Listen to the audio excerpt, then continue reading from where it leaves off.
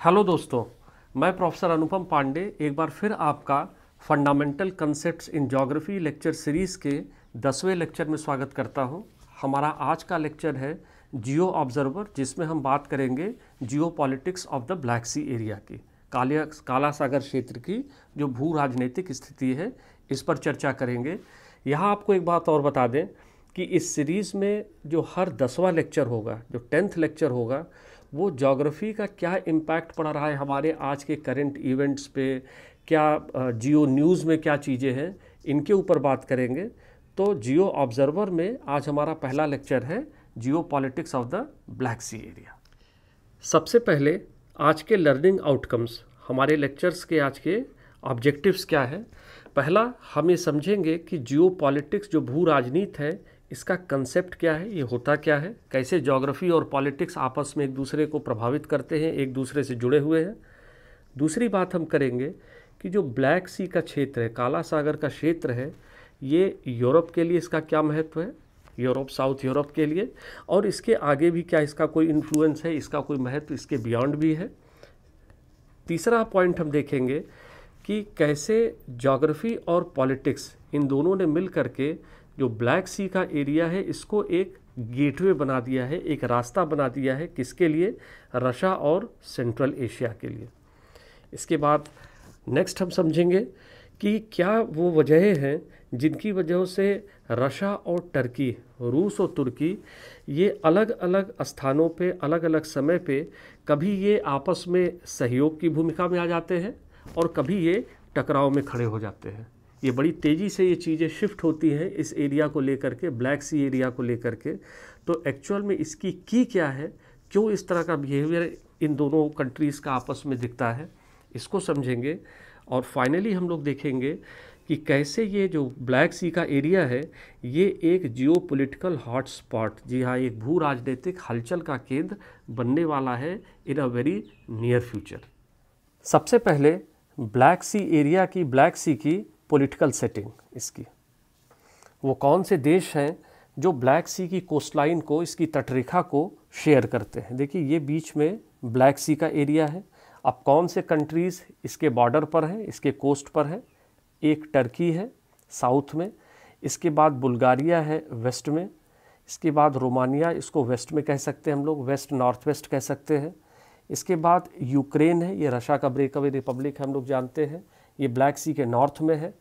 इसके बाद रशिया है जो नॉर्थ और नॉर्थ ईस्ट में है, और ये एक छोटा रिपब्लिक है जॉर्जिया, ये भी रशिया का ब्रेकअवे रिपब्लिक है, और ये ब्लैक सी के ईस्ट कोस्ट पे पड़ता है। तो मतलब इसमें 6 देश इसको बॉर्डर करते हैं। देखिए, पहला टर्की है, दूसरा बुल्गारिया है, तीसरा रोमानिया हम कह सकते हैं, चौथा यूक्रेन है, पांचवा रशिया है, और छठा जॉर्जिया है। पॉलिटिकल के बाद अब ब्लैक सी एरिया की ज्योग्राफिकल सेटिंग। देखिए, सबसे पहले इनसेट में यहाँ नीचे देखें हम लोग कि ब्लैक सी की लोकेशन ये साउथ यूरोप में है, ये ब्लैक सी का एरिया है, हमको पता है। इसके बाद देखिए यहाँ पर एजियन सी है, ये एजियन सी है, ये टर्की का एरिया है, इधर ग्रीस है, इन दोनों के बीच में एजियन सी है। और आप इसके साउथ या वेस्ट में आएंगे या इससे बाहर आएंगे तो मेडिटेरियन सी है, भूमध्य सागर है। यहाँ पर ब्लैक सी के नॉर्थ में एक छोटा सा समुद्र है जिसकी बड़ी जियो स्ट्रेटेजिक एडवांटेज है वहाँ आसपास के कंट्रीज़ की, ये सी ऑफ अजोव है। इस पे हम लोग अभी काफ़ी चर्चा करने वाले हैं।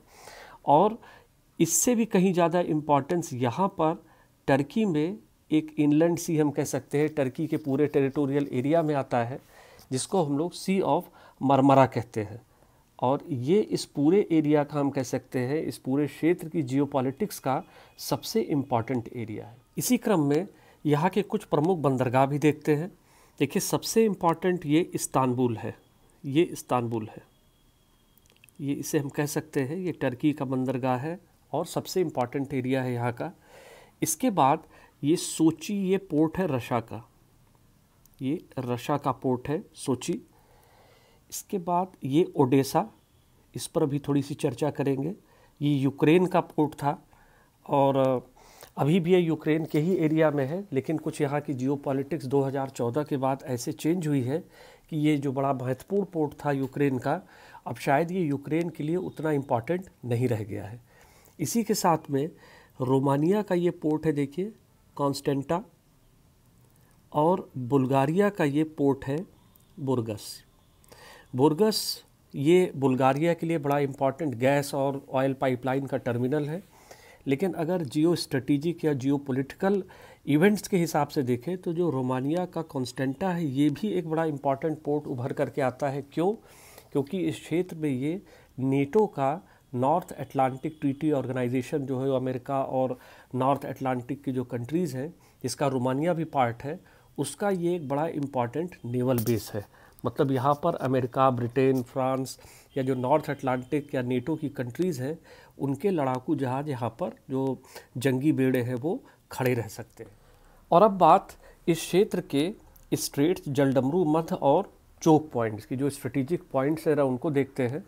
इसमें पहला हम कह सकते हैं जो स्ट्रेटेजिक स्ट्रेट है या चोक पॉइंट है वो सी ऑफ अजोव और ब्लैक सी के बीच में, देखिए इस क्षेत्र में है और इसको हम लोग स्ट्रेट ऑफ कर्च बोलते हैं। स्ट्रेट ऑफ कर्च है ये यहाँ पे, कहाँ? सी ऑफ अजोव और ब्लैक सी के बीच में। इसके बाद देखिए ये ब्लैक सी है, यहाँ पर हमने आपको बताया है सी ऑफ मरमरा है। तो ब्लैक सी और सी ऑफ मरमरा के बीच में दूसरा और सबसे महत्वपूर्ण हम कह सकते हैं चोक पॉइंट है जिसको स्ट्रेट ऑफ बोसफोरस कहते हैं। अभी इस पर हम लोग और डिटेल में बात करेंगे। कहाँ पर है ये? ब्लैक सी और सी ऑफ मरमरा के बीच में।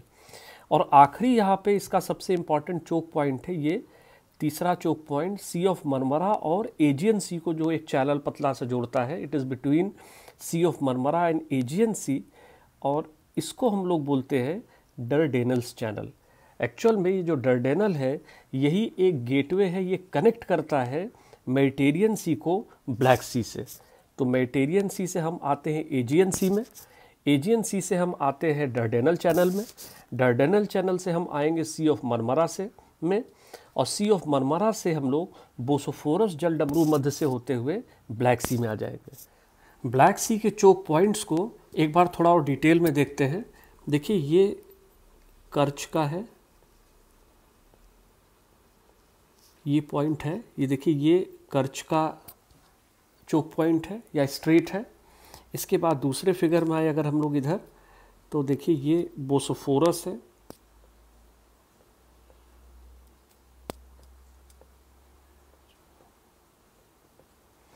और इसके और वेस्ट में हम लोग कह सकते हैं एजियन सी पर ये डरडेनल्स है।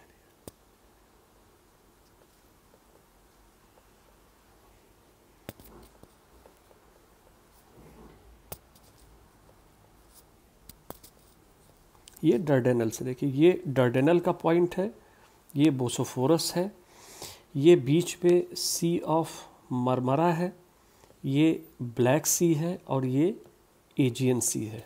और यहाँ पर देखिए ये ब्लैक सी है और ये पार्ट सी ऑफ अजोव है। इसी फिगर को देखिए हमने, इस फिगर को हमने यहाँ पर इस इनसेट में दिखाया है और ये वाला एरिया यहाँ पर है। आइए ब्लैक सी से थोड़ा सा नॉर्थ में चलते हैं और देखते हैं कि कैसे रशा और ब्लैक सी ये एक दूसरे से जुड़े हुए हैं या क्यों ब्लैक सी रशा के लिए इतना महत्वपूर्ण है। देखिए ये रशा है, ये पूरा जो एरिया है ये ब्लैक सी है। रशा के दो मेजर पोर्ट्स नॉर्थ में, एक यहाँ पर है अरहनगेल्स्क और एक यहाँ पर है सेंट पीटर्सबर्ग। ये नॉर्थ में है।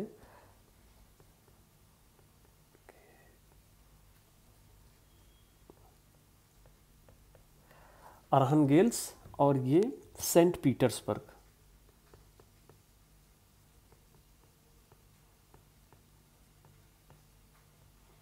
ये दो रशिया के इम्पॉर्टेंट पोर्ट्स थे देखिए, और ये दोनों पोर्ट्स विंटर्स में जम जाते हैं। ये आइस फ्री साल भर नहीं रहते हैं, ये इतना ठंडा है ऊपर का जो पोलर एरिया है, यहाँ से रशियंस अपने जहाज जाड़े में नहीं निकाल सकते। या तो ये आइस ब्रेकर के साथ चले जो कि अपने आप में एक बहुत कॉस्टली अफेयर है, और ये जो नीवा रिवर है जिसके ऊपर सेंट पीटर्सबर्ग का पोर्ट है, इस जगह पर ये रिवर भी यहाँ पर ये फ्रीज हो जाती है, जम जाती है। मतलब ये कि अगर रशिया को विंटर्स में कोई आउटलेट चाहिए जिससे कि वो ग्लोबल कम्युनिटी के साथ ट्रेड कर सके, या उसके अपने जो नेवल बेस हैं, जो उसके अपने जहाज़ हैं, वो अगर आ जा सके, तो उसके लिए रशिया के पास सिर्फ़ और सिर्फ एक रास्ता है, वो ब्लैक सी। और यही कारण है कि लंबे समय से रशिया की जो फॉरेन पॉलिसी है उसको ब्लैक सी और उसके आसपास की जो कंट्रीज़ हैं वो तय करती रही। हमने अभी तक देखा कि ज्योग्राफी कैसे ओवरऑल रशिया के लिए एक डिसएडवांटेज रहा है अगर हम लोग पोर्ट्स और उसके वर्ल्ड ग्लोबल ऑर्डर से कनेक्शन की बात करें। अब देखते हैं कि रशिया ने कैसे अपनी जो अवेलेबल ज्योग्राफिकल सेटिंग है उसको यूज़ किया है, उसका उपयोग किया है अपने आप को पॉलिटिकली ताकतवर बनाने के लिए। देखिए, ये हमें पता है, ये सी ऑफ अजोव है, हम ये जानते हैं, ये ब्लैक सी है, ये कैस्पियन सी है। अब सी ऑफ अजोव में ये एक नदी आकर के गिरती है रशिया की, जिसको रिवर डॉन कहते हैं। ये रिवर डॉन है। और इसके ईस्ट में कैस्पियन सी है, कैस्पियन सागर में वोल्गा नदी आकर के गिरती है। देखिए, ये वोल्गा नदी है, रिवर वोल्गा। यहाँ कहीं पर वोल्गोग्रैड का शहर है, ये वोल्गोग्रैड का शहर है। इस पूरे अगर हम लोग देखें फिगर को, तो यहाँ पर एक छोटा सा पॉइंट है जहाँ पे ये दोनों नदियाँ आपस में बहुत पास से गुजरती हैं, इस जगह पे। और यहाँ पर रशिया ने एक कैनाल बना करके, लगभग ये 100 किलोमीटर का एरिया है, इसको कैनाल बना करके इन दोनों नदियों को आपस में जोड़ दिया है रशिया ने। अब आगे देखते हैं कि रशिया ने ये जो कनेक्शन किया था वोल्गा और डॉन रिवर का, उसने कैसे इस कनेक्शन को, इस पॉइंट को यूज़ किया है।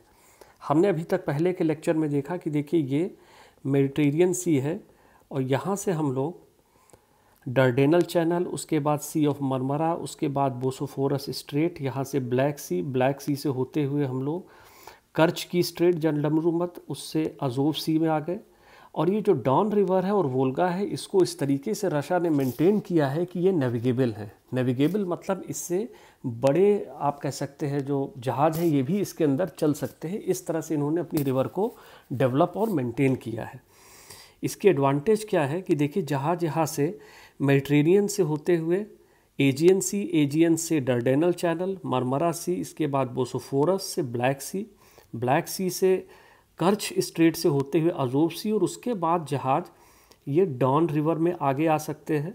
उसके बाद इन्होंने जो कनेक्शन बनाया है वोल्गा और डॉन का, उससे जहाज़, जी हाँ, उससे जहाज़ क्रॉस करते हुए फिर वोल्गा नदी में होते हुए और कैस्पियन सी आ सकते हैं।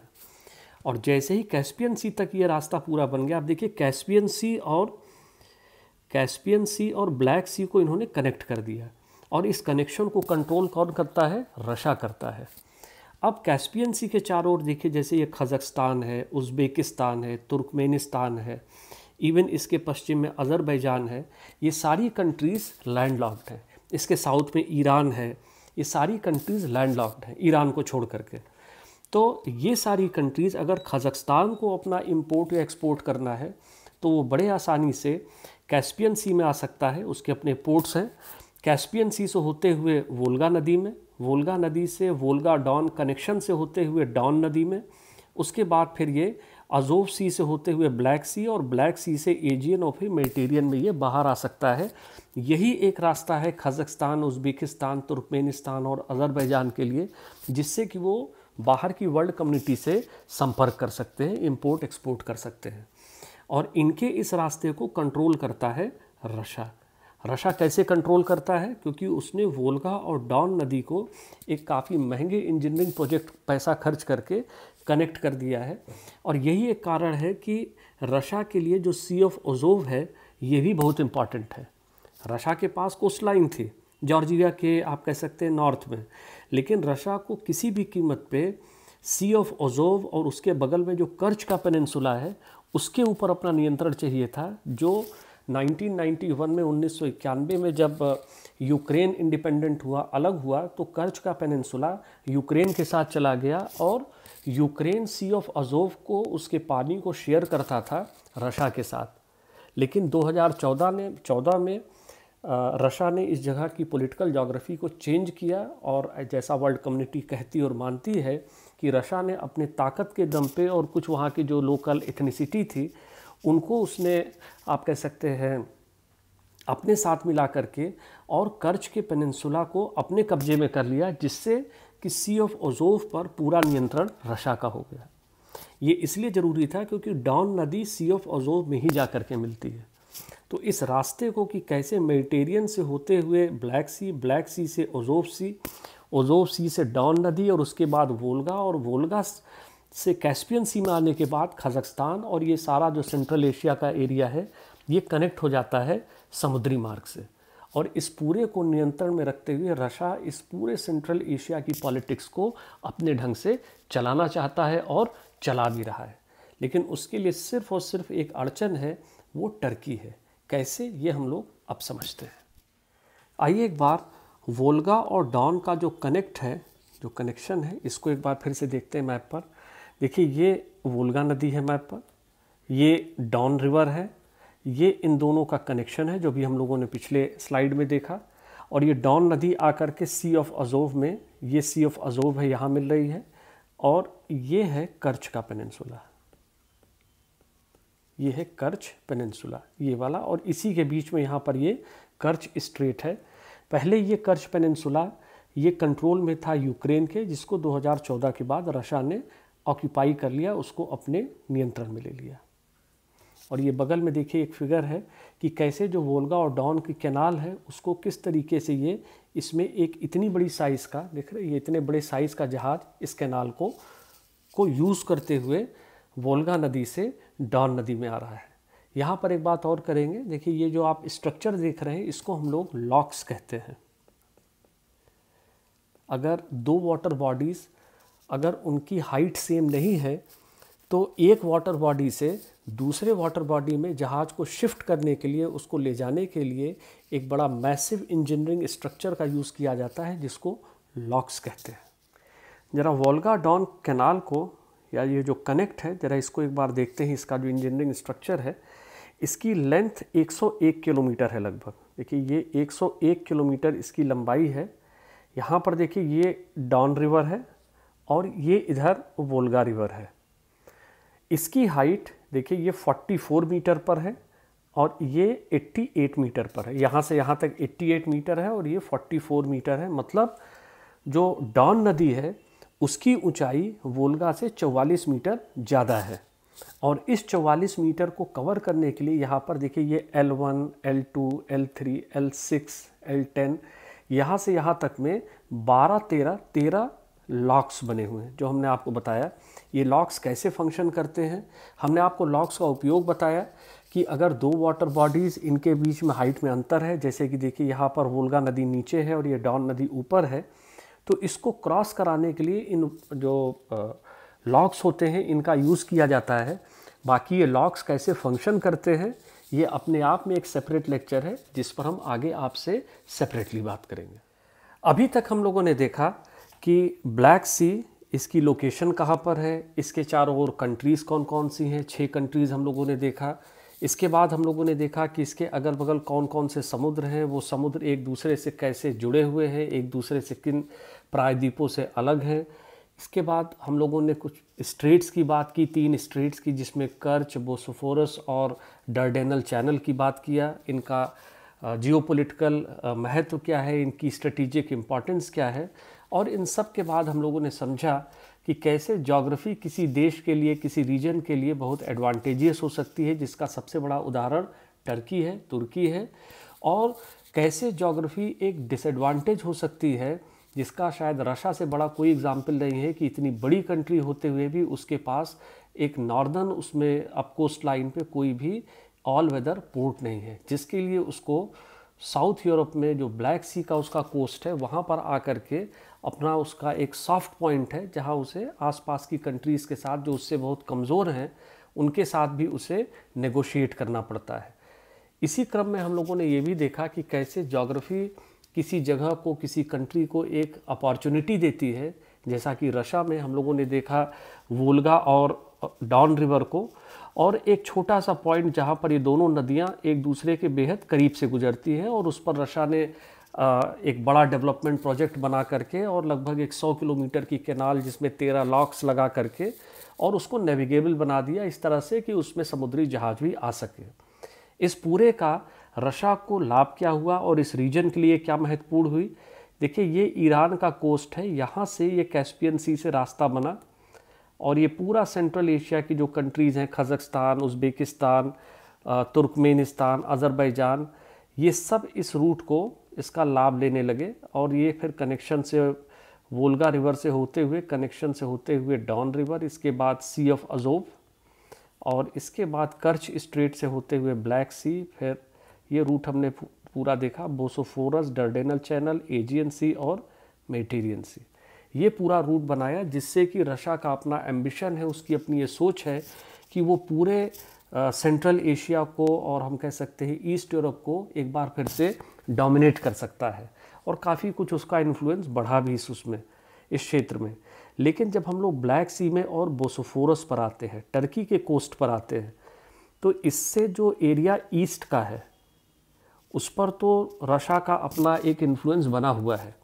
लेकिन अब यहाँ पर प्रॉब्लम आती है, जब इसके हम वेस्ट में चलते हैं तो जो आखिरी चैनल है, डर्डेनल चैनल और बोसोफोरस, और उनके बीच में सी ऑफ मार्मारा, ये पूरा टर्की के टेरिटोरियल वाटर में है जिसके ऊपर रशा का कोई नियंत्रण नहीं है। अब देखिए कैसे ज्योग्राफी ने इस पूरे रीजन की पॉलिटिक्स को शेप किया कि एक इतनी बड़ी कंट्री रशा और टर्की का कोई कंपैरिजन नहीं है, चाहे हम उनमें साइज़ की बात करें, चाहे पॉपुलेशन की बात करें, चाहे अर्थव्यवस्था की, इकॉनमी की बात करें, या हम लोग वेपन्स और आर्मी की बात करें, न्यूक्लियर वेपन्स, हथियार, इन सब की बात करें, तो टर्की कहीं भी आज की डेट में रशा के साथ इंडिविजुअली स्टैंड नहीं करता है। लेकिन फिर भी ये बोसोफोरस स्ट्रेट और डर्डेनल चैनल और वहाँ पर टर्की की लोकेशन, इसने एक ऐसी स्थिति, इसने एक ऐसी जियोपॉलिटिकल, जियो स्ट्रेटेजिक स्थिति बना दी है कि इतने बड़े और ताकतवर देश होते हुए भी रशा को इक्वल टर्म्स पर नेगोशिएटिंग टेबल पर आकर के टर्की से बात करना पड़ता है। रशा की फॉरेन पॉलिसी इस बात से तय होती है, खास करके ब्लैक सी और उसके सदर्न पार्ट में, कि टर्की क्या कर रहा है और टर्की क्या चाहता है।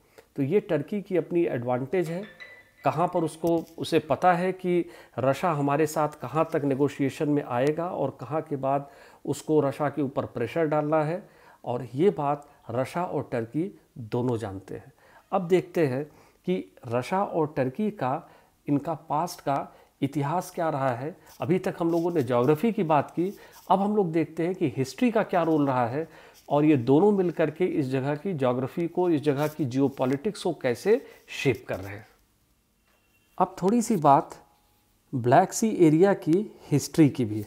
देखिए, ये 1683 का मैप है, जिस समय ऑटोमन एम्पायर, जिसका कोर टर्की में है, वो अपने सबसे मैक्सिमम एक्सटेंट पर था।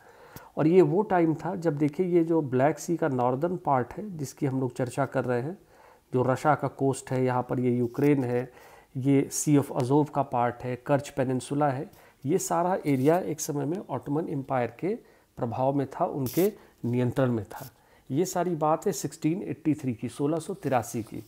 लेकिन इसके बाद से ऑटोमन एम्पायर ग्रेजुअली, धीरे धीरे करके कमज़ोर होता गया, और जो रशियन एम्पायर इसके नॉर्थ में था वो मजबूत होता गया। और कैसे मजबूत होते हुए रशियन एम्पायर ने इस एरिया को, ये जो ब्लैक सी का एरिया था, इसको किस तरीके से टर्की के साथ, या उस समय का जो ऑटोमन एम्पायर था उसके साथ कैसे इसने ग्रेजुअली, धीरे धीरे करके रशा ने अपना प्रभाव बढ़ाया, अब इस बात को समझते हैं। हमने भी देखा कि कैसे रशा और टर्की, या उस समय का ऑटोमन एम्पायर जिसका मैक्सिमम एक्सटेंट 1683 में था, उसके बाद कैसे इस रीजन का बैलेंस ऑफ पावर चेंज हुआ, जिसमें ऑटोमन एम्पायर वीक होने लगा और जो रशियन एम्पायर था वो कंपैरेटिवली मजबूत होने लगा।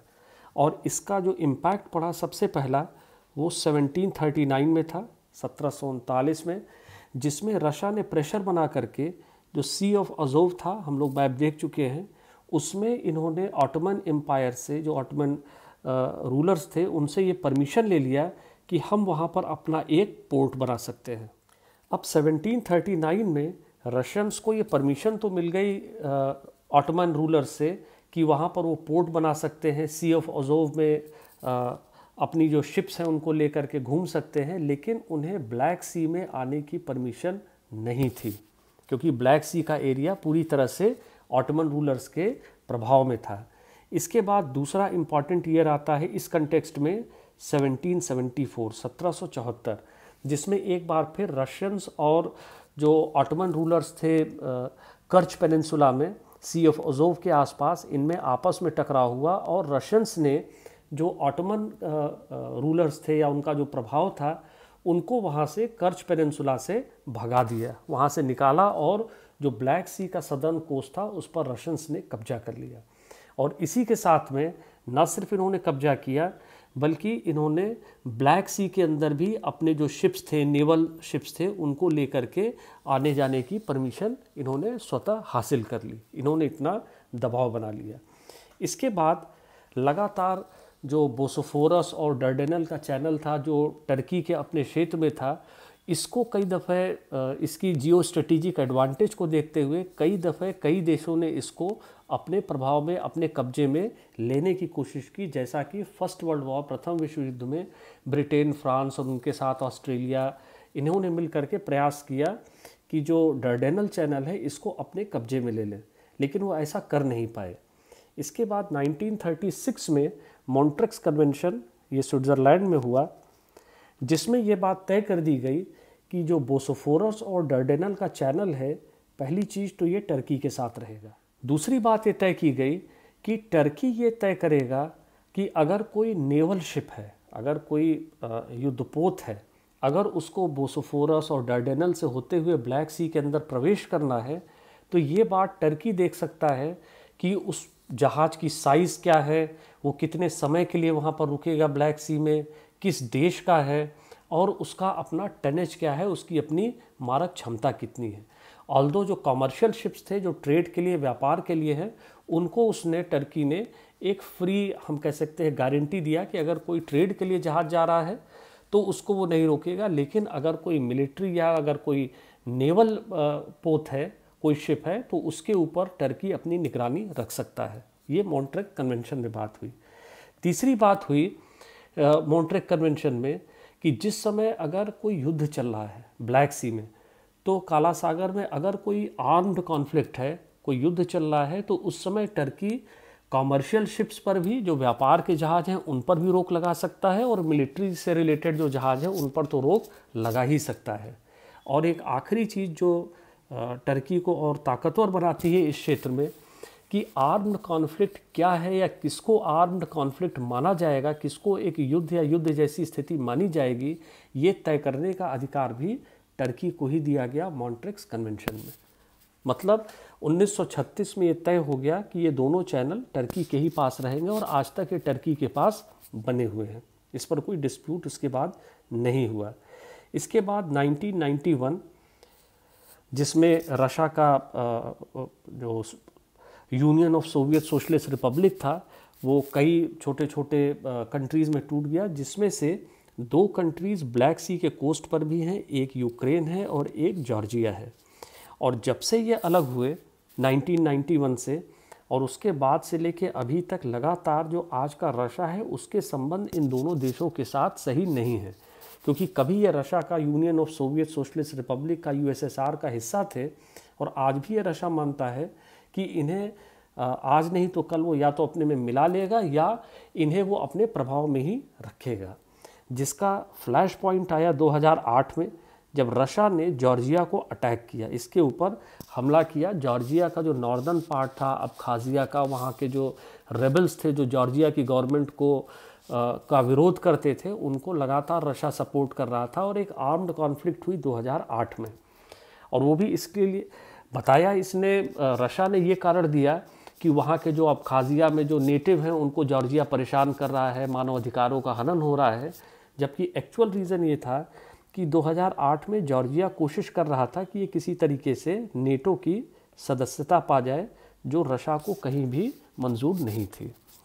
इसके बाद 2014 एक इम्पॉर्टेंट साल आता है, जब रशिया ने एनेक्स कर लिया, जी हाँ, कब्जा कर लिया क्रीमिया पेनिनसुला को, जो सी ऑफ अजोव की जिसकी बात हो रही थी। अभी इस पर हम थोड़ा सा एक स्लाइड और डिटेल करेंगे कि इसका प्रभाव क्या पड़ा। तो पहला तो इसने यूक्रेन से इस पेनिनसुला को कब्जा किया। दूसरा, इस पेनिनसुला में जो नेटिव थे टटार्स, TA, ये लोग रहते थे यहाँ पे, ये एथनिसिटी थी जो वहाँ के नेटिव थे, इनकी एथनिक क्लेंजिंग की गई, इन सब को वहाँ से भगाया गया क्रीमिया पेनिनसुला से कि आप यहाँ से हट जाइए, अब यहाँ पे रशियंस रहेंगे या ऐसे लोग रहेंगे जो क्रेमलिन और मॉस्को के लिए वफादार होंगे, यूक्रेन के लिए नहीं। और अभी भी क्रीमिया पेनिनसुला जिसके पश्चिम की तरफ यूक्रेन है, तो जहाँ पर क्रीमिया पेनिनसुला और यूक्रेन का बॉर्डर बनता है, वहाँ पर जो रेबल्स हैं या यूँ कह लीजिए वहाँ के जो लोग हैं जो यूक्रेन की सरकार का विरोध करते हैं, उनको आज भी रशिया लगातार सपोर्ट कर रहा है। और 2014 में क्रीमिया पेनिनसुला को एनेक्स करने के, कब्जा करने के बाद रशिया ने एक हम कह सकते हैं कि एक बड़ा ये जियोपॉलिटिकल मूव था और इस पूरे एरिया की ज्योग्राफी और पॉलिटिक्स को चेंज कर दिया। ये हम लोग अभी अगले समझेंगे स्लाइड में। इसी क्रम में हम लोग देखते हैं सन 2015 रशियन एयरक्राफ्ट और इसको टर्की ने मार गिराया। अभी हम लोग थोड़ी देर पहले बात कर चुके हैं दोनों कंट्रीज़ की मिलिट्री पावर की, मिलिट्री ताकत की, लेकिन और ये घटना घटी थी सन 2015 में सीरिया और टर्की के बॉर्डर पर, क्योंकि सीरिया को रशिया सपोर्ट करता है, वहाँ पर रशिया के अपने सी पोर्ट भी हैं। और सिर्फ लगभग 2 किलोमीटर का हिस्सा, 2 किलोमीटर रशिया का प्लेन टर्की के बॉर्डर के अंदर गया था और कुछ सेकंड्स के लिए था, लेकिन फिर भी टर्की ने उसको मार गिराया। और टर्की ये कहता है कि हमारा F-16 प्लेन पेट्रोलिंग कर रहा था और हमने देखा सामने से रशिया का एक सुखोई आ रहा है, और हमने 5 मिनट के अंदर लगभग 10 बार उनको वार्निंग दिया कि आप हमारे एरिया में आ रहे हैं और आप अपने रूट को चेंज करिए, जिसको कि रशियन प्लेन ने इग्नोर किया। और उसका नतीजा ये था कि टर्की ने रशिया के प्लेन को मार गिराया। ये अपने आप में एक फ्लैश पॉइंट था। एक बार लगा कि हो सकता है रशिया और टर्की आपस में आर्म्ड कॉन्फ्लिक्ट में आ जाए, एक फुल फ्लेज वॉर में आ जाए, लेकिन फिर कहीं पर ज्योग्राफी और पॉलिटिक्स और इसका रोल आया और फिलहाल उस समय चीज़ें सबसाइड कर गई, उसको उस तरह में कूल डाउन कर दिया गया। अब 2020 टर्की अब कॉन्फ्लिक्ट में आ गया है ग्रीस के साथ। ग्रीस ब्लैक सी के कोस्ट पर नहीं है, ये एजियन सी के साथ इसका बॉर्डर बनता है। ये टर्की के वेस्ट में है, लेकिन इसके फार रीचिंग कॉन्सिक्वेंसेस न सिर्फ मेडिटेरियन सी और ग्रीस के लिए हैं, बल्कि इस पूरे रीजन के लिए हैं जिसमें ब्लैक सी भी आता है। और आने वाले समय में ये एक बड़ी कॉन्फ्लिक्ट का हॉटस्पॉट बनने जा रहा है, जिसके ऊपर हम लोग अब बात करेंगे। अब देखते हैं कि सन 2014 के पहले और उसके बाद जो ब्लैक सी का एरिया है वो कैसे डिवाइडेड था, जो नेबरिंग कंट्रीज़ थी उनके बीच में, और 2014 के बाद ये मैप कैसे चेंज हो गया। देखिए, ये एरिया जॉर्जिया का है, ये जितना था उतना ही बना रहा। ये हिस्सा टर्की का है साउथ में, ये भी उसके पास है। ये बुल्गारिया का हिस्सा था, ये अभी भी बुल्गारिया के पास है। और ये रोमानिया का हिस्सा था और ये अभी भी रोमानिया के पास है। लेकिन अब यहाँ अगर हम लोग ऊपर वाले मैप में देखें, देखिए ये हिस्सा यूक्रेन के पास था। कब? सन 2014 के पहले। और ये क्यों यूक्रेन के पास था? क्योंकि देखिए ये क्रीमिया पेनिनसुला है, ये क्रीमिया है, ये क्रीमिया है जहाँ पे हमने सी लिखा है। और ये सन 2014 के पहले किसके पास था? यूक्रेन के पास था। लेकिन 2014 में क्रीमिया पेनिनसुला को रशिया ने कब्जा कर लिया, जिसकी बात अभी हम थोड़ी देर पहले कर रहे थे आपसे। और इसके ऊपर रशिया के आ जाने से देखिए ये यहाँ पे ये यूक्रेन के पास था और अब ये यहाँ पे आ गया रशिया के पास। और जैसे ही रशिया ने इस एरिया पर, इस पेनिनसुला पर, प्रायद्वीप पर अपना नियंत्रण किया, तो देखिए ये जो लाइट ब्राउन कलर का एरिया है ये शो कर रहा है यूक्रेन के वाटर्स को। ये यहाँ पे यूक्रेन के वाटर्स हैं और ये जो डार्क ब्राउन है ये रशिया का है। तो देखिए ये समुद्र जो 2014 के पहले यूक्रेन के नियंत्रण में था, वो हिस्सा अब आ गया रशिया के कंट्रोल में। यहाँ तक देखिए रशिया का कंट्रोल आ गया और इसके बाद यहाँ से रोमानिया का कंट्रोल है। यहाँ पे हमने शुरुआत में देखा था यूक्रेन का एक बड़ा इम्पॉर्टेंट पोर्ट है ओडेसा का। ये यूक्रेन का बड़ा इम्पॉर्टेंट पोर्ट है ब्लैक सी पर। इसको पहले USSR यूज़ करता था और अब यूक्रेन यूज़ कर रहा है। ये पोजीशन है ओडेसा की।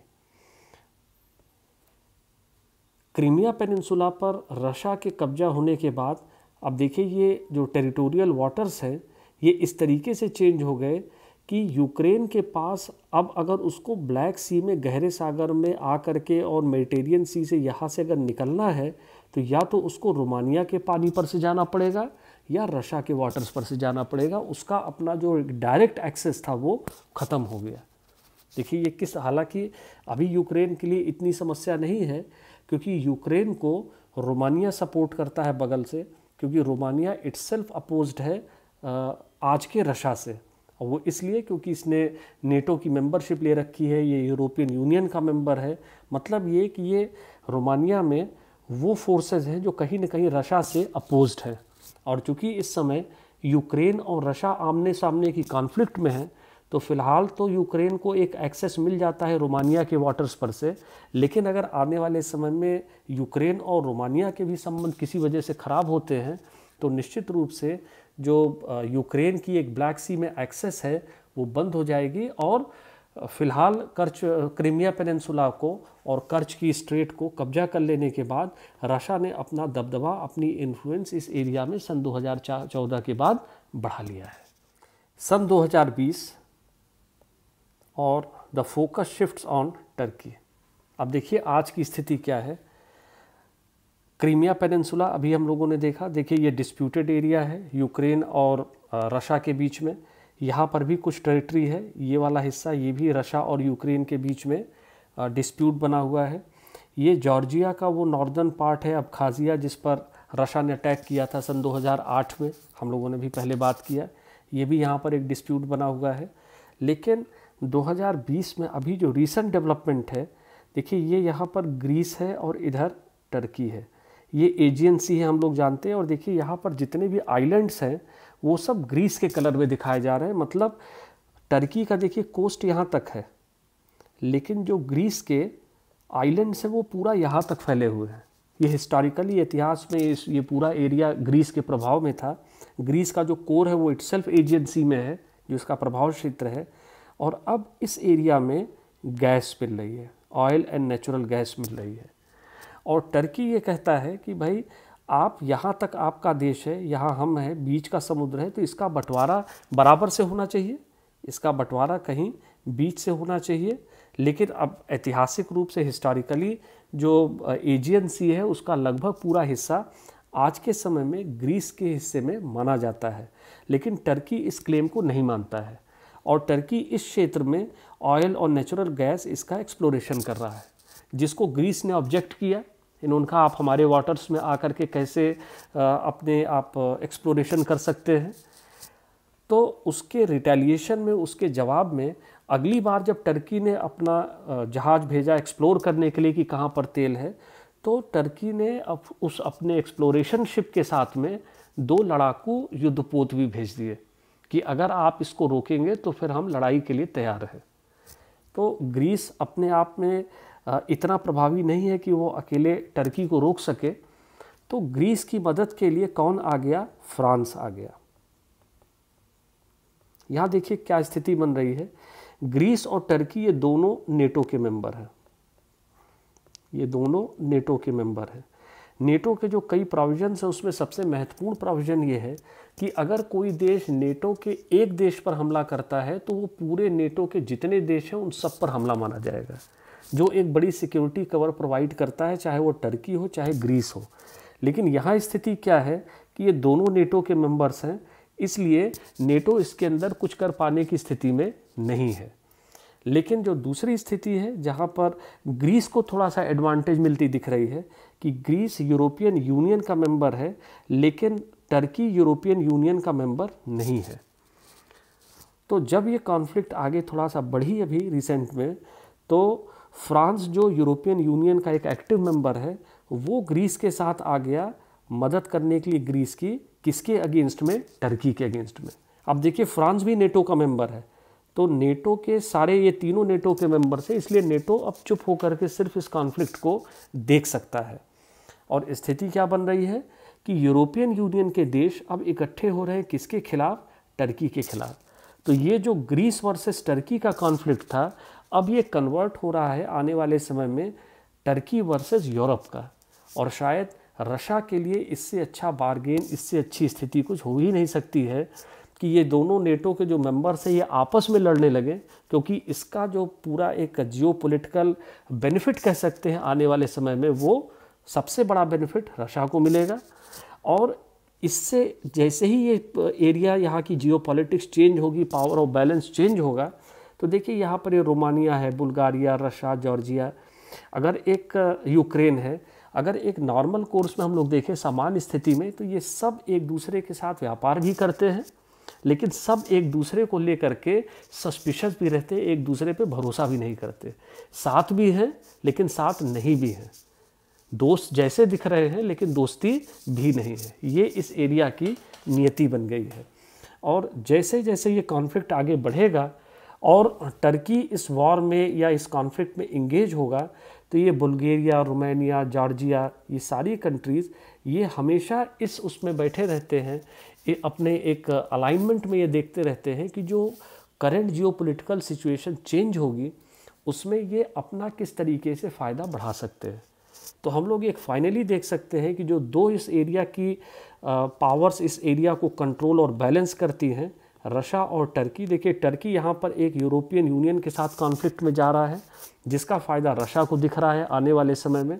तो ये दोनों जो पावर्स हैं ये एक दूसरे को काउंटर करती हैं, जैसे कि एक चेस बोर्ड होता है, एक शतरंज के खेल की तरीके से।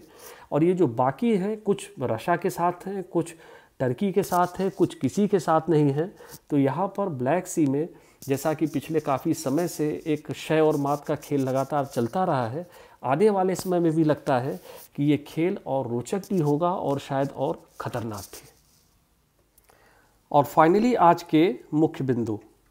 पहला, geographically Russia is at an immense disadvantage in terms of availability of all weather sea port. Russia के कोई एक बड़ी ये डिसएडवांटेजियस पोजीशन है, जिसके लिए उसे बार बार ब्लैक सी और साउथ यूरोप की पॉलिटिक्स में इन्वॉल्व होना पड़ता है।